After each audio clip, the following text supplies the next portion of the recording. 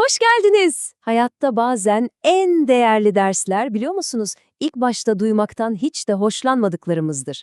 İşte bugün ilk duyduğunuzda belki biraz canınızı sıkacak ama sindirdiğinizde sizi çok daha özgür kılacak 7 önemli hayat gerçeğini kaynak metinleri üzerinden birlikte ele alacağız.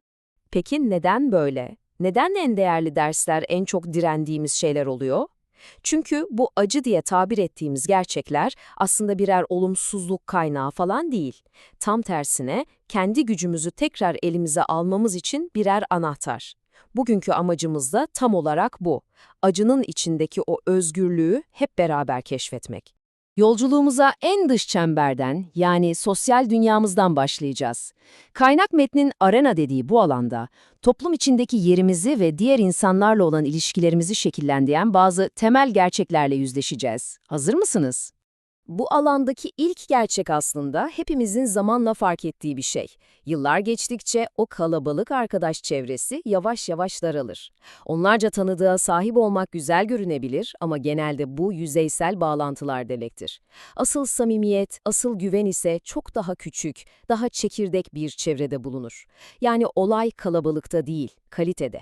Ve bir başka sosyal gerçek. Bu güçlü atasözü aslında her şeyi özetliyor. İnsanlar konuşur, bunu engelleyemeyiz. Bazen en yakınlarımız bile hakkımızda bir şeyler söyler.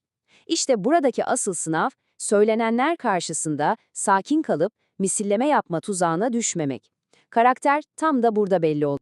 Sosyal çevreden şimdi bir katman daha derine iniyoruz, en yakın ilişkilerimize geliyoruz. Kaynak metin buraya boşuna sınav alanı dememiş, çünkü en sevdiklerimizle kurduğumuz bağlar bizi en çok büyüten ama aynı zamanda en çok zorlayan yerlerdir. İlişkilerdeki belki de en can yakan gerçeklerden biri şu. Birinden çok hoşlanıyor olabilirsiniz. Hatta onu çok seviyor olabilirsiniz ama onun size hiçbir borcu yok.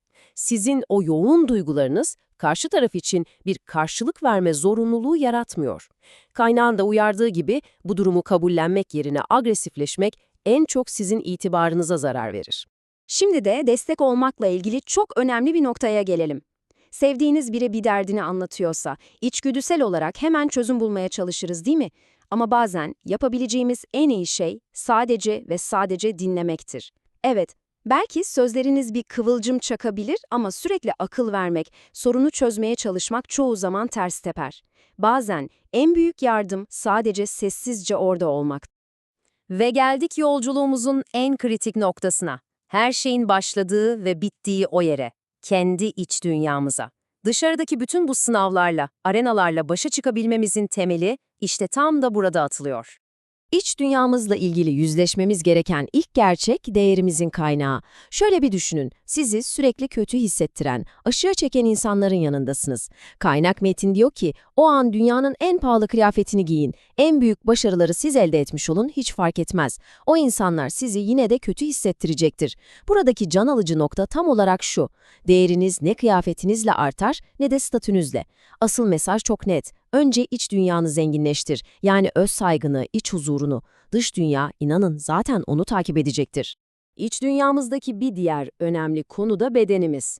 Kaynak metin bu konuda lafı hiç dolandırmıyor. Diyor ki, eğer bedeninden memnun değilsen, şikayet etmeyi bırak, harekete geç. Yeme alışkanlıklarını, damak zevkini değiştir, rahatlamak için buzdolabına değil, harekete sığın. İşte bu, memnuniyetsizlikten güce geçişin en somut adımıdır. İş dünyamızı böylece güçlendirdikten sonra sosyal hayattaki son bir acı gerçekle yüzleşmeye artık çok daha hazırız. Aslında çok basit ama bir o kadar da can sıkabilen bir durum. Her zaman her yere davet edilmeyeceğiz. Bazen biri unutur, bazen de birileri sizi orada kasıtlı olarak istemez. Olabilir. Kaynak, bu durumda hemen surat asmak yerine kendimize şu ilk ve basit soruyu sormamızı öneriyor. Ben gerçekten bu insanlarla birlikte olmak istiyor muyum? Eğer cevabınız hayırsa, o zaman ortada üzülecek bir durum falan yok demektir. Hatta belki de kurtuldunuz. Peki ya cevap evet ise? İşte o zaman daha zor ama bir o kadar da aydınlatıcı bir soruyla yüzleşme zamanı.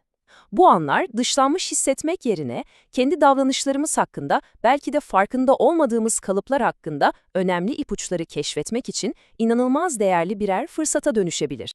Bütün bu yolculuğun sonunda vardığımız yer ne peki? Kabullenmenin getirdiği o eşsiz özgürlük hissi, Gördüğümüz gibi bu acı gerçeklerden kaçmak, onları görmezden gelmek bir çözüm değil. Onları anlamak ve kabul etmek aslında kişisel bir özgürleşme eylemi. Kısaca özetleyecek olursak, değerinizi dışarıda aramayın, onu içeride inşa edin. Başkalarından beklentilerinizi gerçekçi tutun. Unutmayın, kimsenin size bir borcu yok. Gücü kalabalıklarda değil, o küçük ve samimi çevrelerde arayın. Ve size yönelen olumsuzluklara tepkiyle değil, sakinlikle karşılık verin. İşte bu dersler, daha dayanıklı ve kendinizle barışık bir hayat için birer yapı taşı gibi. Ve son olarak sizi bu temel soruyla baş başa bırakıyorum. Hayatın bu zor gerçeklerini kucaklamak, omuzlarımıza binen ağır bir yük mü, yoksa bizi görünmez prangalarımızdan kurtaran o nihai özgürlüğün ta kendisi mi? Bu acının içindeki potansiyeli bir kez fark ettiğinizde karar tamamen sizin.